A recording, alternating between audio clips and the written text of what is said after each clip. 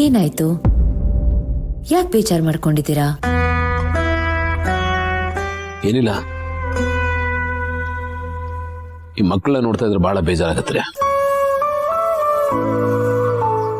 ದೇವ್ರು ಇದ್ದಾನೆ ಅಂದ್ಮೇಲೆ ನಮ್ಗಳ ಮಧ್ಯೆ ಯಾಕಿಂತ ಭೇದ ಭಾವ ಇಲ್ಲ? ಎಲ್ಲ ಶಕ್ತಿ ಇರೋ ಅವನು ಎಲ್ಲರನ್ನೂ ಚೆನ್ನಾಗಿಡ್ಬೋದಲ್ವಾ? ಯಾಕೆ ಡಿಫರೆನ್ಸು? ಕೇಳಿದ್ರೆ ಕರ್ಮ ಅಂತಾರೆ, ಅಥವಾ ಅರ್ಥ ಆಗದೆ ಇರೋದು ಏನೋ ಹೇಳಿ ನಮ್ಮ ಬಾಯಿ ಮುಚ್ಚಿಸ್ತಾರೆ. ದಿಸ್ ಈಸ್ ವೆರಿ ಅನ್ಫೇರ್ ರೀ. ತಡ್ಕೊಳಕ್ಕೆ ಬಹಳ ಕಷ್ಟ ಆಗುತ್ತೆ. ನಮ್ಮ ಥರನೇ ಚೆನ್ನಾಗಿ ಬದುಕೋ ಅಧಿಕಾರ ಅವ್ರಿಗೂ ಇದೆ. ಬಟ್ ಬೈ ಡಿಫಾಲ್ಟ್ ದೇವ್ರು ಅದನ್ನ ಕಿತ್ಕೊಂಡ್ಬಿಟ್ಟಿದ್ದಾನೆ. ಎಲ್ಲರೂ ನಮ್ಮ ಥರನೇ ಇರಬೇಕಾದವರು ಯಾವುದಾದೋ ಸಮಸ್ಯೆಗಳಿಗೆ ತುತ್ತಾಗಿದ್ದಾರೆ. ದೇವ್ರು ಯಾಕೆ ಇಷ್ಟೊಂದು ಕ್ರೂರಿ ಅನ್ಸುತ್ತೆ?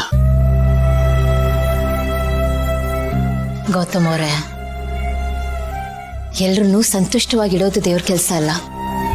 ಖುಷಿ ಅನ್ನೋದನ್ನ, ಸಂತೋಷ ಅನ್ನೋದನ್ನ ನಾವು ಕಂಡ್ಕೊಂಡು ಹೋಗ್ಬೇಕು.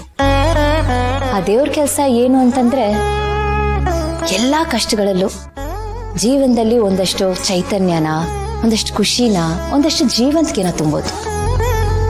ಕಷ್ಟಗಳನ್ನ ಮೀರೋದಿಕ್ಕೆ ಬಲನ ತುಂಬೋದು. ಈಗ ನೋಡಿ, ನಮ್ಗೆ ಮಕ್ಕಳು ನೋಡಿದ್ರೆ ಅಯ್ಯೋ ಪಾಪ ಅಂತ ಅನ್ಸುತ್ತೆ. ಆದ್ರೆ ಅವ್ರಿಗದು ಸಮಸ್ಯೆ ಅಂತಾನೆ ಅನ್ಸಲ್ಲ. ಅದನ್ನೆಲ್ಲ ಮೀರಿ ಬದುಕ್ತಿದ್ದಾರೆ. ಇಷ್ಟೆಲ್ಲ ಕಷ್ಟಗಳಿದ್ರು, ಚಾಲೆಂಜಸ್ ಇದ್ರು, ಅವ್ರ ಮುಖದಲ್ಲಿರೋ ಆ ನಗು, ಖುಷಿ ಎಲ್ಲೂ ಕಳೆದು ಹೋಗಿಲ್ಲ. ಅವರು ನೋಡಿ ನಾವು ಕಲಿಬೇಕು. They are my inspiration. ಕೆಲವ್ರ ಹತ್ರ ಎಲ್ಲಾನು ಇರುತ್ತೆ, ಎಲ್ಲ ಚೆನ್ನಾಗಿರುತ್ತೆ, ಆದ್ರೆ ನೆಮ್ಮದಿ ಇರಲ್ಲ, ಖುಷಿ ಇರಲ್ಲ, ಸಂತೋಷ ಇರಲ್ಲ. ಎಲ್ಲಾನು ಇದ್ದು ಏನು ಇಲ್ಲದೆ ಇರೋರ್ ತರ ಇರ್ತಾರಲ್ಲ, ಅವರು ನೋಡಿ ಅಯ್ಯೋ ಪಾಪ ಅನ್ಬೇಕು. ರೈಟ್? ಕರೆಕ್ಟಾಗಿ ಹೇಳಿದ್ರಿ. ನೀವು ಹೇಳಿದ್ರಲ್ಲಿ ಒಂದು ಪಾಯಿಂಟ್ ಇದೆ. ಎಷ್ಟೇ ಆದ್ರೂ ಟೀಚರ್ ಅಲ್ವಾ, ಏನೋ ಒಂದು ಹೇಳಿ ಕನ್ವಿನ್ಸ್ ಮಾಡ್ತೀರಾ. ಹಾಗೆಲ್ಲ ಏನೂ ಇಲ್ಲ, ನನಗೆ ತಿಳಿದಿದ್ದನ್ನು ಹೇಳ್ತಿದ್ದೀನಿ ಅಷ್ಟೇ.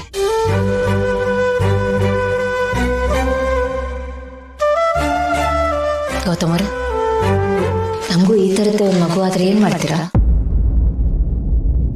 Of course